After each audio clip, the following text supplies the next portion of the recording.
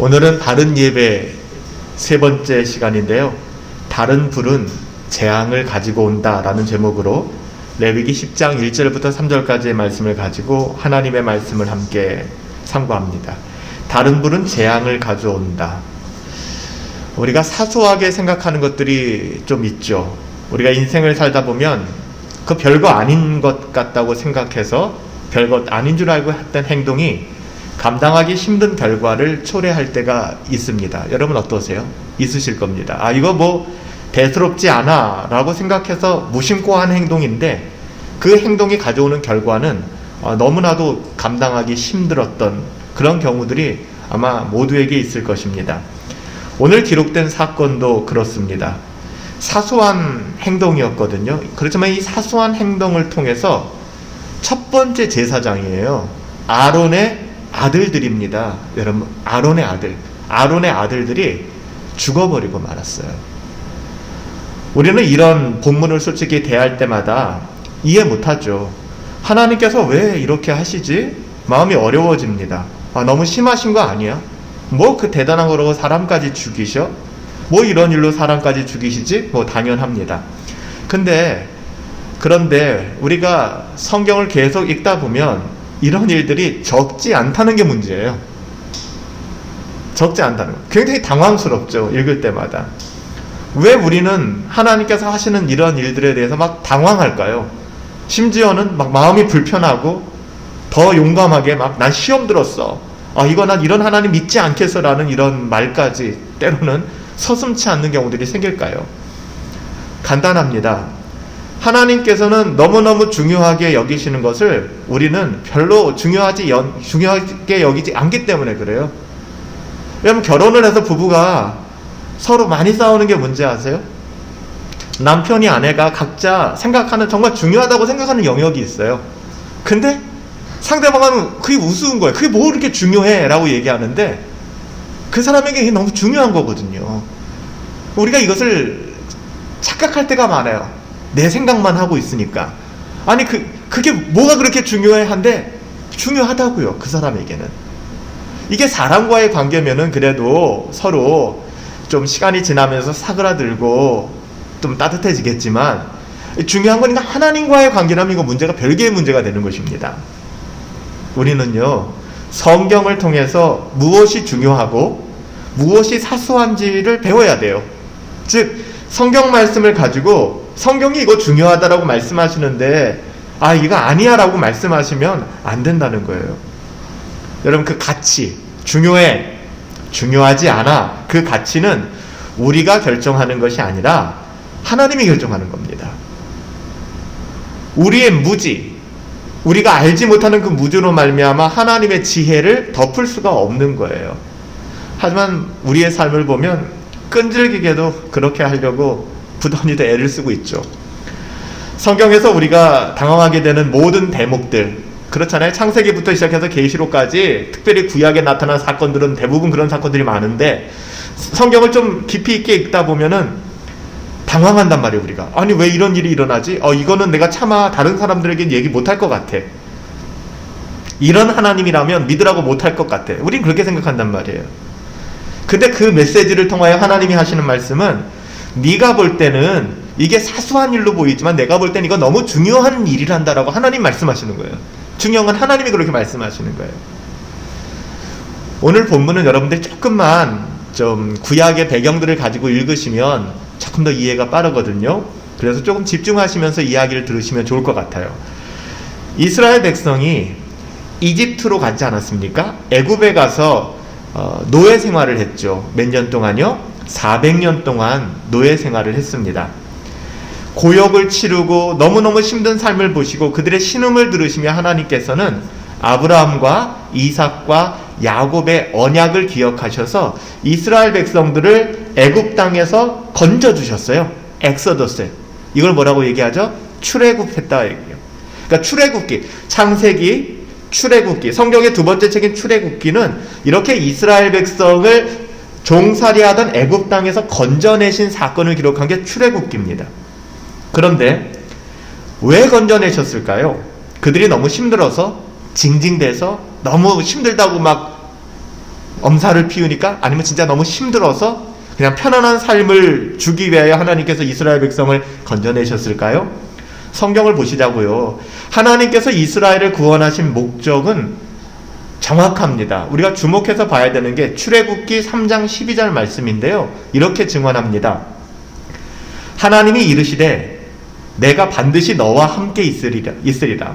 내가 그 백성을 애굽에서 인도하여 낸 후에 너희가 이 산에서 하나님을 섬기리니. 뭐라고 얘기합니까? 애굽에서 인도한 후에, 즉 출애굽한 후에 너희가, 구원받은 너희가 이 산에서 하나님을 섬기리니 이것이 내가 너를 보낸 증거다. 모세야, 내가 너를 보내는데 그 보낸 증거가 너가 이스라엘 백성을 출애굽시켜서 그들을 이 산에 데리고 와서 하나님을 섬기게 하라. 여기서 섬긴다라는 시브리어는 예배한다는 말로 번역할 수 있어요. 즉 예배하기 위하여 하나님께서는 이스라엘 백성을 구원하셨다는 것입니다. 이것이 출애굽기에 이어지는 레위기의 주제예요. 우리가 성경 통독하다 보면 레위기 가서 너무 힘들어지잖아요. 너무 힘들다, 어렵다. 이해합니다. 하지만 레위기는 뭘 다루고 있어요? 시내산에서 십계명과 율법을 주신 하나님께서 성막을 지으라고 하세요. 이거 미팅 플레이스예요. 미팅 플레이스. 즉 만남의 장소예요. 만남의 장소. 하나님은 어디든 계시지만 우리는 우둔해서 그 어디든 계신 하나님을 못 느끼는 거예요. 그래서 하나님께서 장막을 세우시고 내가 여기에 임재할게. 내가 어디든 존재하지만 이 쉐키나의 영광이 이 장막 가운데 임할게. 내가 너희와 함께하는 증거야. 우리를 위한 배려였어요. 우리는 안 보면, 못 보면 뭐 안 믿으니까 보여주신 것이죠. 또 구약시대에는 하나님이 임재할 때 불이 내려왔단 말이에요. 하늘에서. 이런 시각적인 것까지 확인해 주시면서 내가 너와 함께 있어. 내가 여기 너와 함께 있어를 말씀해 주셨어요. 그리고 성막을 완성하게 됨으로 출애굽기는 끝나거든요. 출애굽기 끝나면서 이제 하나님께서는 모든 예배할 준비를 완료시키시고 어떻게 예배할 것인가를 보여줘요. 그게 레위기입니다. 레위기에 가면 여러분들이 그렇게 막 이게 무슨 의미가 있어? 이게 도대체 뭐야? 이거 뭐 모르는 단어도 너무 많고 예배 드리는 방법을 이렇게 아주 디테일하게 하나님께서 말씀해 주셨어요. 자, 이제는 어떻게 예배할 것인가? 예배 방식을 하나님께서는 굉장히 자세하게 분명하게 말씀해 주시는데 그게 레위기의 주제입니다. 뭐 전체를 다 말씀드릴 건 아니고요. 레위기 1장부터 7장까지는 예배, 그러니까 제사죠. 예배의 규례에 대해서 말씀하시고요. 8장부터는 7일 동안 행해지는 제사장의 위임식, 첫 번째 제사장을 이제 위임하는 거예요. 너희는 제사장이야. 아론의 아들들을 가지고 이제 위임식을 갖는단 말이에요. 그 내용들이 기록되어 있어요. 첫 번째 제사장들이 세워지는 과정입니다. 이제 이 예배를 주관하게 될 그냥 제사장도 아니고 대제사장 아론입니다. 아론, 모세의 형 아론입니다. 아론과 그 아들들, 그러니까 모세의 조카죠. 모세의 조카. 그러니까 이 아론의 아들들은 모세를 향해서 작은아버지라고 불렀을 거예요. 이 모세의 아들들을 제사장으로 세우는 굉장히 거룩한 예식이 시작됩니다. 9장에서는 제8일째에 아론이 자신과 백성을 위한 첫 번째 정말 역사적인 제사를, 예배를 하나님 앞에 출애굽한 이후에 올려드리게 됩니다. 그 내용이 정말 감격적이에요. 레위기 9장 23절부터 24절인데요. 아론과 모세와 아론이 장막, 회막에 들어갔다가 나와서 백성을 축복하며 여호와의 영광이, 쉐카이나의 영광, 하나님의 영광이 온 백성에게 나타나며 불이 여호와 앞에서 나와서 제단 위에 번제물과 기름을 확 살라버렸어요. 온 백성들이 이를 보고 소리 높여 외쳐 엎드렸다고 얘기합니다. 여러분, 이 놀라운 장면, 이 광경을 우리는 상상조차 할 수 없을 거예요. 야, 진짜 엄청났을 것입니다. 하나님께서는 이렇게 예배를 드리는 것, 또 예배를 받으시는 부분들에 대해서 구체적으로 보여주셨는데요. 중요한 것은 이 놀라운 일이 일어나고 나서, 호사나마라고 하나요? 이 좋은 일이 일어나고 나서 이제 제사는 이스라엘 백성들의 일상적인 삶 속에서 행해지는 그런 제도가 되었습니다. 삶이 되었습니다. 근데 여기서 이어지는 게, 이 장면 다음에 이어지는 게 우리가 오늘 읽은 말씀이에요. 나답과 아비후의 사건입니다. 나답, 아비후, 사람 이름인데요. 아론의 사랑하는 아들들의 이름입니다. 아론이 사랑했던 아들들의 이름이고 모세의 조카들의 이름이에요. 그리고 제사장들이었습니다. 대제사장들. 하나님을 예배하는 것은 하나님께서 이스라엘을 구원하신 목적이었거든요. 하나님께서 그 목적을 위하여 율법도 주셨고요, 성막도 짓게 하셨고요, 제사장도 세우셨고요, 예배의 규례도 상세히 주셨어요. 그 이유가 뭐라고요? 바른 예배자로 세워주시기 위하여. 이제 모든 것이 하나님 명한대로 되었습니다. 다 준비되었습니다. 끝났습니다. 오케이, 그러면 좋은 일만 일어나면 좋은데, 그렇게 8번째 날이 끝나자마자 미혹하는 영, 사단의 영이 움직이기 시작합니다. 아론에게 이들이 찾아가서 아론의 마음을 격동케 합니다. 누구에게나 해당할 수 있는 말입니다. 그리고 나서 아론의 아들들에게 어떤 마음을 주느냐? 하나님께서 하신 말씀과는 다른 생각을 갖게 만드는 거예요. 여러분, 하나님께서 주신 마음과 맞지 않는 마음들, 성경과 일치하지 않는 마음들은 그건 사단이 주는 마음이에요. 오늘 본문에서 아론의 장자 그리고 차자, 사랑하는 두 아들 나답과 아비후가 한 일은 간단합니다. 뭐였어요? 성소 안에, 이제 성막이 있고 성소 아시잖아요? 성막의 성소 안에 향단이 있거든요. 불을 피는 향단이 있는데, 이 향단은 요한계시록에 보면 성도들의 기도로 그렇게 표현하고 있습니다. 그 향단에 사르기 위한 불이 필요하잖아요. 향단에 불을 붙여야 되잖아요. 그 불을 준비하는 과정에서 일어났어요. 향단을 사르기 위하여 향을 가지고 오는 이 불은, 향에 가지고 오는 불은 어떤 불이어야 되는가? 레위기 16장 12절에 가보면 다른 불은 안 돼요. 놋제단에서 가지고 와야 돼요. 하나님께서 하늘에서 그 재물을 살랐을 때 내렸던 그 불, 그 불의 불씨, 마치 올림픽 성화가 그리스에서부터 시작해가지고 이렇게 채광돼서 오지 않습니까? 똑같잖아요. 다른 데서 붙이지 않잖아요. 하나님 앞에, 즉 성소의 향에 붙여지는 이 불은 반드시 놋제단, 그 제단에 하나님의 불이 임했을 때 그 불로 가져다가 불을 붙여야 합니다. 향에 사르는 불은 반드시 놋제단에서 가져와야 한다는 것은, 이것은 어떤 의미가 있냐면, 기도와 속죄의 근거가 오직 예수 그리스도께 있다라는 것을 암시하고 있는 내용이거든요. 여하튼 성소 안에 있는 향단에서 계속해서 올라가는 향이 성도들의 기도를 상징하기 때문에, 그런데 중요한 것은 아무 생각 없이 이 아론의 아들들은 그 불을 놋제단에서 취하지 않았다는 것입니다. 여러분, 하나님께서 아무 생각 없이 그 향의 불은 놋제단에서 갖다 붙여야 돼. 왜? 놋제단, 보세요. 놋제단에 하나님의 불이 임하였잖아요. 그리고 제단에서 제물이 죽게 되었고 하나님 앞에 올려지게 되었죠. 예수 그리스도를 의미하거든요. 예수 그리스도로부터 말미암은 이 불을 가지고 향단에 붙여야 이 향단이 기도를 의미한다고 했잖아요. 그렇기 때문에 기도가 가능해지는 거예요. 기도는 오직 우리 주 예수 그리스도로 말미암아, 구원도 오직 우리 주 예수 그리스도로 말미암아, 다른 복음은 없다는 것입니다. 그러니까 하나님께서 그냥 복잡하게 아무 생각 없이 이 절차를 만든 것이 아니라, 그들의 예배와 그들의 존재 자체가 하나님께 받아들여질 수 있는 근거가 무엇인가, 아직은 잘 보이지 않지만 예수 그리스도가 아니고서는 이거는 불가능하다라는 것을 이미 구약시대 때부터 보여주신 거예요.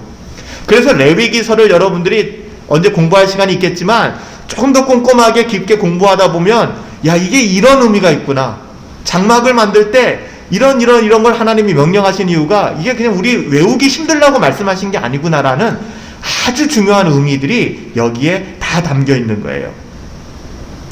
어찌 보면 이스라엘 백성의 삶에서 제사보다 더 중요한 일, 예배보다 더 중요한 일은 존재하지 않았고요, 존재할 수도 없었습니다.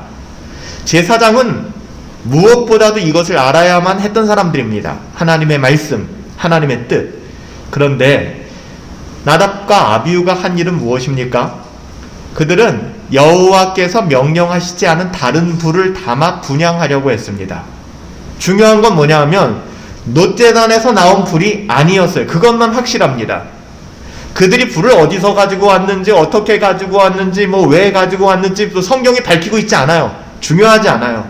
중요한 것은 그들이 가져온 불이, 출처가 하나님께서 말씀하신 방식이 아니었고 하나님의 뜻이 아니었다는 겁니다. 놋재단에서 온 것이 아니라 하나님이 명령하신 불이 아닌 다른 불, another fire, 다른 불을 가지고 온 것입니다.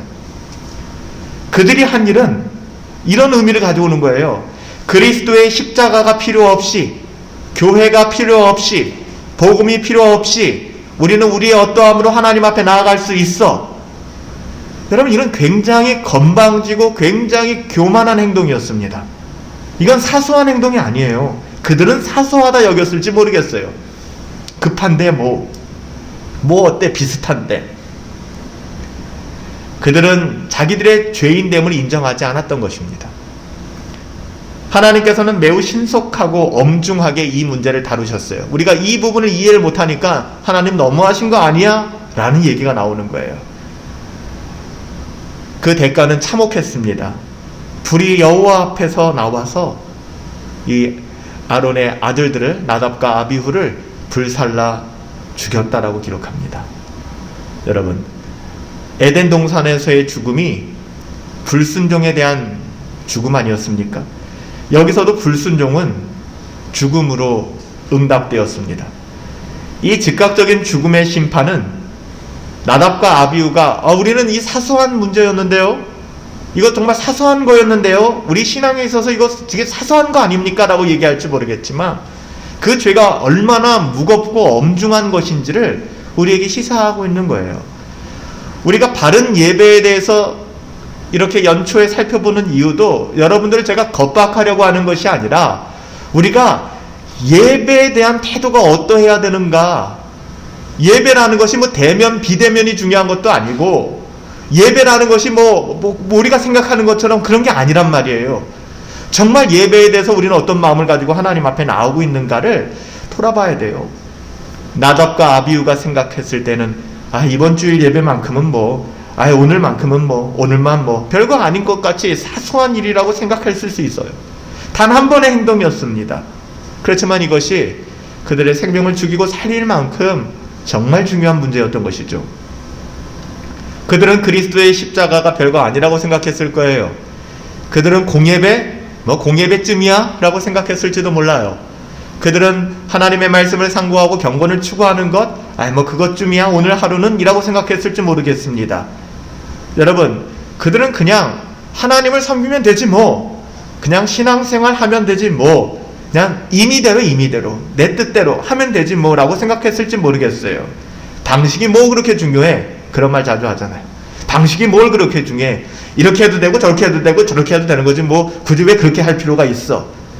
그렇지만 그런 생각에 대해서 오늘 경종을 울리고 있는 것이죠. 슬프게도 이런 일들은 나답과 아비후 이전에도 이미 있어 왔어요. 그러니까 나답과 아비후가 조금만 분별력이 있다면 알았을 사건이에요. 근데 이 사건은 계속 지속되고 있습니다. 나답과 아비후 이후에도 21세기에 살고 있는 우리들도 마찬가지거든요. 이미 나답과 아비후를 통하여 수많은 사람들을 통하여 하나님이 뭐가 중요하다라고 말씀하시고 우리는 사소하다고 하지만 그거 사소한 거 아니야 라고 말씀하고 있는데도 불구하고 여전히 사소하게 여기는 것이죠. 성경에 등장한 첫 번째 다른 불의 예배는, 다른 불을 가지고 예배한 사람은 가인이었습니다. 가인과 아벨의 가인이요. 하나님께서는 아담과 하와가 범죄했을 때 친히 창조하신 동물을 죽이셨던 거 아시죠? 죄는 누가 졌어요? 아담과 하와가 졌어요. 근데 아담과 하와가 죽었어요? 아니에요. 짐승이 죽었습니다. 그들이 벌거벗고 있으니까 하나님께서 동산에 짐승 하나를 잡아서 죽이십니다. 그리고 짐승의 가죽을 가지고 그들의 옷을 입혀주시죠. 창세기 3장 21절에 가보면 여호와 하나님이 아담과 그 아내를 위하여 뭐를요? 가죽옷을 지어 입히시니라. 이 가죽옷을 지어 입혔다라는 것은 그들을 위하여 어떤 동물이 죽었다는 것입니다. 이 한 구절 안에 엄청난 복음의 의미가 함축되어 있다는 사실을 아세요? 죽어야 할 사람은 아담과 하와였지만 정작 하나님께서는 대속제물, 아담과 하와를 대신하여 죽인 겁니다. 대속제물을 통하여 구원하시는 하나님의 방식을 이미 원시복음이지만 굉장히 좀 거칠지만 좀 투박하지만 하나님께서 분명히 보여주신 거예요. 즉 하나님의 진노가 격발되었는데 그 진노 중에 아담과 하와를 쓸어버리는 것이 아니라 오히려 다른 짐승을 죽이고 그 짐승의 옷을 입혀 그들에게 은혜를 베푸셨어요. 다시 말하면 진노 중에 자비를 베푸시는 하나님을 우리는 이미 확인할 수가 있습니다. 그리고 아담과 하와가 배운 것은 에덴 동산에서 살 때와는 달리 죄인인 자신들이 이제는 하나님께 나아가기 위해서 반드시 대속제물이 필요하구나. 예전에는 하나님과 우리 안에 막힌담이 없기 때문에 동산에서 언제든 하나님을 만날 수 있었는데 유비쿼터스였는데 이게 안 되는 거예요. 제사를 통하여 희생제물, 죄에 대한 문제가 해결되지 않고서는 하나님께 갈 수 없구나라는 것을 타락한 인간은 이제는 각성하기 시작합니다. 그렇게 그들은 장자인 그리고 차자인 가인과 아벨, 똑같죠? 나답과 아비후처럼. 근데 나답과 아비후는 둘 다 악한 일을 행했지만 가인과 아벨에게 하나님을 예배하는 방법에 대해서 가르쳤을 것입니다. 그래서 그들도 하나님께 예배를 드렸습니다. 창세기 4장 3절부터 5절에 보면. 근데 보세요. 아벨은 양의 처음 새끼와 그 기름을 가지고 드렸고요. 하나님께서는 아벨의 제물을 연락하셨습니다. 피의 제사였고 또 믿음의 제사였기 때문에. 가인은 땅의 소산인 곡식을 가지고 제사를 드렸습니다. 하나님께서는 가인의 제사는 제물은 연락하지 않으셨습니다. 가인이 무시한 건 뭐냐 하면요, 여기서도 여러분 우리가 꼭 동물을 드려야 되느냐 아니면 곡식은 안 되느냐 이런 쪽으로 가지 마시고요. 하나님께서는 곡식도 되고 동물도 됩니다. 그렇지만 하나님께서는 예배를 이야기하시면서 예배의 의미가 이 동물을 죽이는 의미, 또 피의 이 제사의 의미가 어떤 의미가 있는지를 계속해서 말씀해 주셨기 때문에 이런 거랑 똑같아요. 우리가 예배당에 와서만 예배 드려야 됩니까? 가정에서도 예배 드릴 수 있죠. 무슨 상관이 있겠습니까? 그렇지만 상황이 허락되어져 있고 괜찮은 상황에서도 나의 게으름이나 나의 어떤 연약함 때문에 난 그냥 가정에 머물러 있을래, 이게 신앙이 있는 겁니까? 그렇지 않잖아요. 반면에 지금 미얀마처럼 군사 쿠데타가 일어난다거나 아니면 정말 그런 상황에서 나올 수 없으면 가정에서도 예배 드릴 수 있겠죠. 즉 가인과 아벨은 어떤 제물을 드렸냐가 더 중요하다기보다는 이들에게 믿음이 있었는가 없었는가예요. 믿음이 있었다면은 동물을 가지고 제사를 드렸을 것입니다. 근데 가인은 그냥 본인이 임의대로 편한 방식과 본인이 해오던 그런 방식들, 그리고 하나님께서 그렇게 말씀하시는 거에 대해서, 아버지가 그렇게 말씀하시는 거에 대해서 나는 동의하지 않아. 왜 꼭 그렇게 제사를 드려야 돼? 왜 예배는 꼭 이렇게 드려야 돼? 난 싫어. 내 방식대로 할 거야. 그렇게 반응했던 것입니다. 그래서 시브리서 기자가 시브리서 11장 4절에 간단하게 요약하잖아요. 아벨의 제사는 믿음으로 드린 것이지만 가인의 제사는 그렇지 않았다. 여기서 믿음은 바로 우리 주 예수 그리스도를 통하여 하나님께 나아갈 수 있다는 믿음이고요. 예배를 통하여 그 의미와 그 가치가 고스란히 녹아진다라는 믿음의 고백입니다. 가인에게는 이런 믿음이 없었다는 겁니다. 여기서도 나오는 동일한 표현은 임의대로 다른 예물을 가지고 나간 거예요. 나답과 아비후가 임의대로 다른 불을 취했던 것처럼 가인도 임의대로 자기의 생각대로 난 내가 알아서 할 거야. 나답과 아비후가 다른 불을 가지고 예배한 건 역시 가인이 다른 재물을 가지고 하나님을 예배했던 것 동일하게 참된 믿음이 아닌 다른 믿음, 나름대로의 신앙을 가졌기 때문에 이런 일들이, 이 대참사가 벌어지게 된 것입니다. 하나만 더 소개할까요? 제가 제시하고 싶은 사람은 어떻게 보면 나답과 아비후 한참 이후의 사람을 살펴봅시다. 가인은 이전의 사람이었으니까 사울왕입니다. 사무엘상 13장부터 쭉 살펴보면은 사울의 사건들이 나오는데, 사울왕이 지금 왕이 된 지 얼마 되지 않았고요. 많은 수의 블레셋 군대들과 대치하고 있었습니다. 근데 약속했어요. 사무엘이 올 거야. 근데 사무엘이 오겠다고 약속했는데 그 약속한 날짜가 지나도 사무엘이 오질 않는 거예요. 백성들은 블레셋 군대를 두려워합니다. 여러분, 이 팔레스타인이, 블레셋 군대들은 당시 철기 문명을 가지고 있었던 사람들이고요. 이스라엘은 청동기 문명권에 있었어요. 싸움이 안 되는 블레셋 강성한 국가였습니다. 만만한 국가가 아니었어요. 그러니까는 어떻게 보면은 블레셋 앞에서 빨리 사무엘이 와서 기도하고 예배하고 제사 드리고 우리가 하나님의 힘입어서 싸워야 되는데 사무엘이 안 오는 거예요.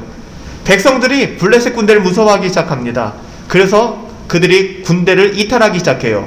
굴과 수풀과 바위틈으로 흩어지고요. 군대가 약화되기 시작합니다. 사울왕은 그러면 안 되는데 마음이 다급해지기 시작하는 거예요. 그래서 그가 실수를 합니다. 자신이 제사를 드릴 아무 권세가 없었어요. 그는 예배를 인도할 수 없는 사람이었습니다. 사무엘이 가능한 사람이었어요. 근데 사무엘을 기다리지 않았어요. 그리고 번제를 하나님께 드렸습니다. 급한데 뭐 어때? 그 순간에 그냥 우연찮게 사무엘이 등장한 것이 아니라 그 하나님의 타이밍이거든요.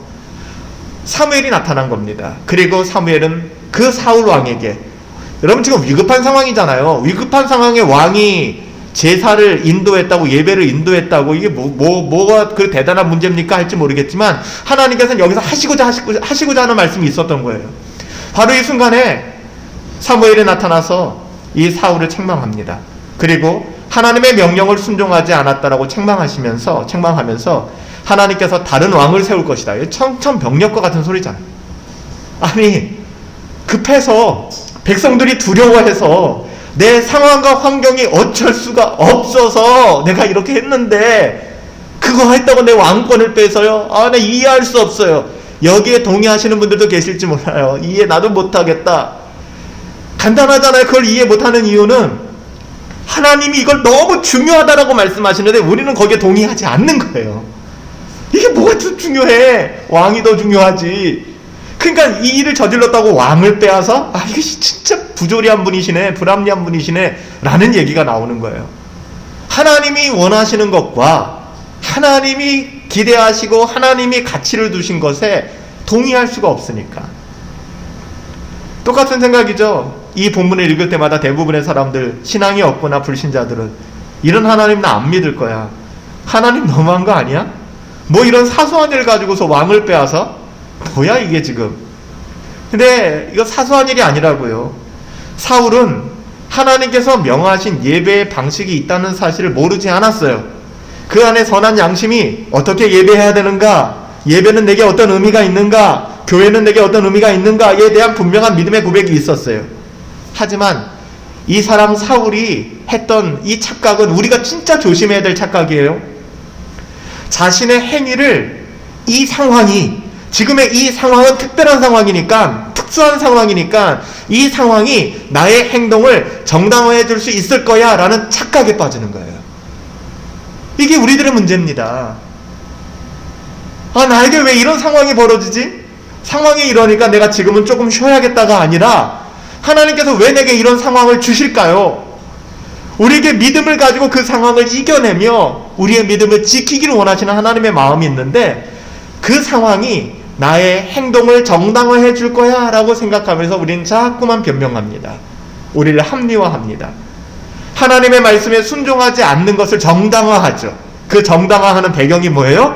내 지금 환경이 이래, 내 상황이 이래 라고 얘기하는 것이죠.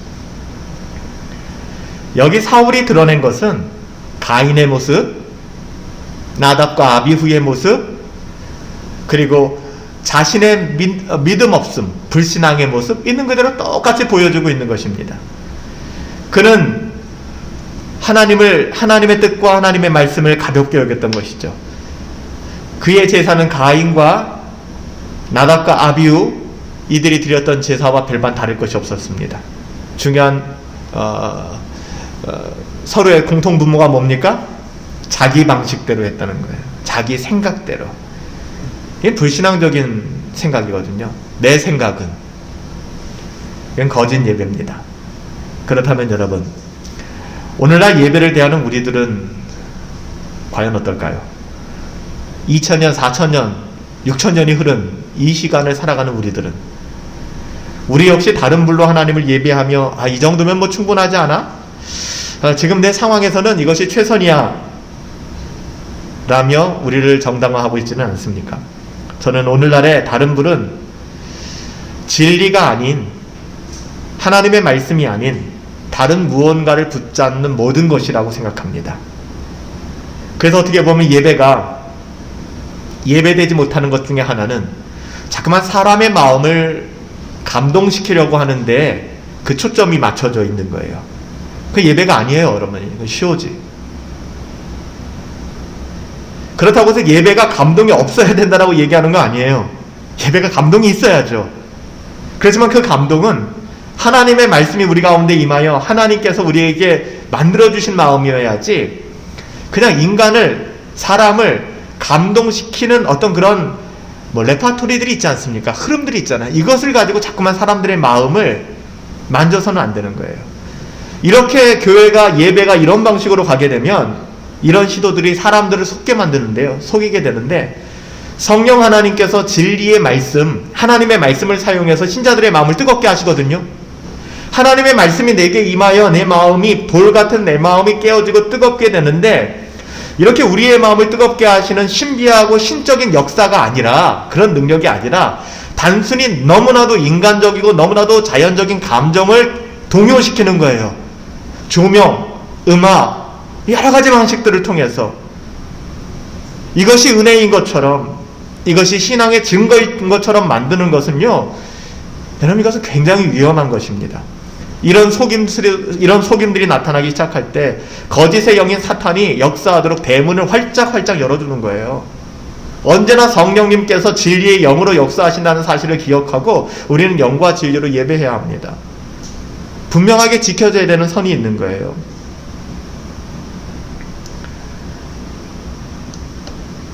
오늘날 팬데믹 상황을 지나면서 정말 많이 부끄럽고 또 많이 힘들지만, 또 한편 돌아보면 이제는 우리가 분별할 수 있게끔 많은 부분들이 보여지는데 왜 이걸 분별을 아직도 못할까?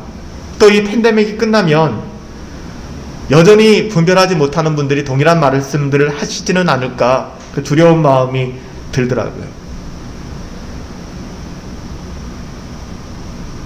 지금 전라도 광주에서, 또 아니면 경상도 지역에서 이제는 인터콥도 아니고, 그렇다고 해서 IM 선교회도 아니고, 거기와 연결돼 있다 할지라도 우리가 봤을 때 누가 봐더라도 건강한 교회들, 고신교회들, 총신교회들, 합동측 교회들, 아니면 통합측 교회들, 우리 집단 감염에 구설수에 오르내리게 되고, 또 오늘 뉴스 보니까 어저께는 그런 것만 찾아서 보도를 하는지 모르겠지만, 광주 지역에서 한 40명이 모여서 예배 드렸다고, 그걸 대문짝만하게 또 공중파에서 예배 방역수칙 어겼다라고 보도를 하더라고요. 이런 얘기를 하니까 사람들이, 며칠 전에 제가 기사를 보는데 그러는 거예요. 모 교단에 우리나라에서 제일 큰 교회죠. 제일 큰 교회, 여의도에 있는 제일 큰 교회의 교단 목사님이 나와가지고 하시는 말씀이, 한국교회는 상식으로 돌아가야 되고 한국교회는 부끄러움을 느끼면서 겸허하게 반성해야 된다. 그러니까 그분이 마치 한국교회는 무슨 대표하는 것처럼 또 많은 언론들이 그 사람에 대한 보도를 쏟아내고 한국교회가 자성의 목소리를 높였다 그러는 거예요. 한 번도 그런 분들이 저는 한국교회를 대표한다고 생각해 본 적이 없어요. 이유는 간단합니다. 그분들은 하나님의 말씀으로 이 세상을 해석하는 분들이 아니기 때문에 그래요. 제가 더 나가서 설명하기엔 시간이 없어서 못 말씀드리겠지만, 여러분, 개혁주의의 핵심은 뭡니까? 개혁주의의 핵심은 하나님의 말씀을 가지고 현상을 해석하는 겁니다. 그렇지만 순복음교회라든지 많은 오순절 교회들이 우리와 다른 것은 현상을 가지고 그것을 성경에 끼워 맞추기 시작하는 거예요. 접근 방법이 전혀 다릅니다. 그래서 순복음교회 사람들은 뭐라고 얘기하는 거예요? 방언 받아야지 구원받는 것이고, 구원받은 증거는 방언이라고까지 얘기를 하는 거예요. 눈에 보이는 그 어떠함들. 그러더니 그렇게 상식적이고 그렇게 교회를 대표하는 것처럼 말씀하시던 교회가 얼마 전에 또 조롱거리가 되지 않았습니까? 무슨 카드 하나를 만들어가지고 이 카드만 있으면 코로나에 안 걸리고, 그래서 이 카드 전 교인에게 나눠드릴 테니까 이 카드 하나 붙이고 다니고, 먹잇감을 찾아 나서는 한국의 언론들 또 똑같죠. 한국교회 실상 부적팔이 한다. 여러분, 그게 기독교입니까? 그게 교회입니까? 그게 예배입니까? 우리가 진지하게 이런 시기에는 정말 아무도 도와줄 수 없어요. 오직 하나님의 말씀. 그래서 여러분, 존 버년이 찰로 역정을 쓰면서 경건한 목회자를 만나는 것, 하나님을 두려워할 줄 알고 그 하나님의 말씀 안에서 성도를 양육할 수 있는 본인의 경험이거든요. 존 버년이. 그런 목회자를 만나는 것이 그 초상화를 통해서 첫 번째 보여주잖아요. 얼마나 복된 삶인가. 말씀 정리합시다. 저는 아들이었던 나답과 아비후의 죽음으로 인하여 아버지였던 아론의 마음이 어땠을까를 생각해봐요. 여러분, 한번 감정을 이입해보세요. 나답과 아비후는 그냥 죽어버렸어요. 그냥 그 친구들은 죽었다고요. 근데 아버지는요, 이걸 보고 있었잖아요. 내 아들들이 갑자기 하늘에서 내려온 불로 말미암아 그냥 불타 없어진 거예요. 얼마나 마음이 아팠을까요? 도무지 우리가 그 아버지의 마음을 인간적으로 헤아릴 길이 없을 것입니다. 그뿐인가요? 작은 아버지였던 모세는 어땠을까요? 두 조카가, 너무너무 사랑했던 두 조카가 한순간에 자기 눈앞에서 죽어버리는 거예요. 야, 이거 어떻게 해석해야 될까? 하지만 여러분, 모세와 아론의 모습을 보실까요?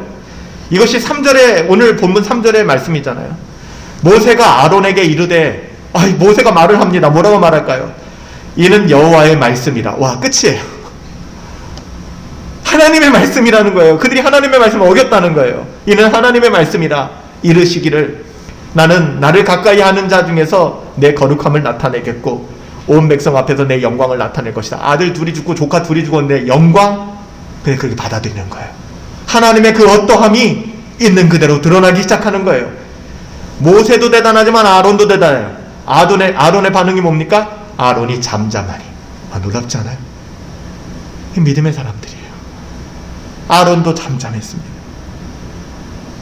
여러분, 오늘 본문 10장 전체를 보면 우리는 모세가 얼마나 하나님의 명령에 따라서 행하는 것을 의식하고 살았는지, 하나님을 두려워하고 하나님을 사랑하고 하나님을 경외하며 살았는지를 보게 됩니다. 그는 이미 하나님께서 명령하신 대로 성막도 지었고요. 그리고 하나님께서 그에게 명령하신 대로 제사장도 세웠습니다.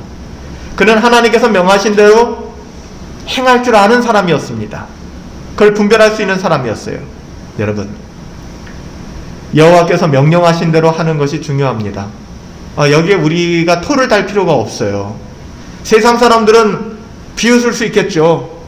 조롱할 수 있겠죠. 광신자다라고 얘기할 수 있겠죠. 광신자다. 제2의 르네상스가 온 것 같아요. 완전히.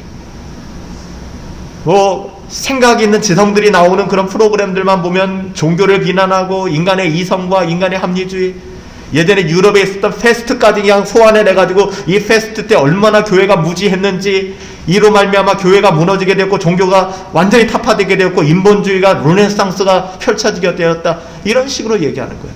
그 잘난 인간의 어떠함이 결국에는 세계 1차 대전을 만들어내고 2차 대전을 만들어내고 사람이 사람을 갈아서 비누를 만들고 기름을 만드는 그 끔찍한 인간의 죄성에 대해서는 침묵하는 거예요. 마치 인간이 모든 걸 다 할 수 있다. 인간의 힘이 결국엔 모든 것을 다 컨트롤할 수 있다. 백신이 만들어지는 과정도 수십 년이 걸렸지만 이제는 1년이면 만들어낸다. 인간은 모든 것을 점령할 것이다. 저는 착각하고 있는 것입니다. 하나님이 명령하신 것이 중요한 거예요. 그것을 믿는 사람들이 저와 여러분들 아닙니까? 하나님께서 중요하다고 하시는 것이 중요한 거예요, 여러분들. 거기에 우리의 생각이 개입되면 안 돼요.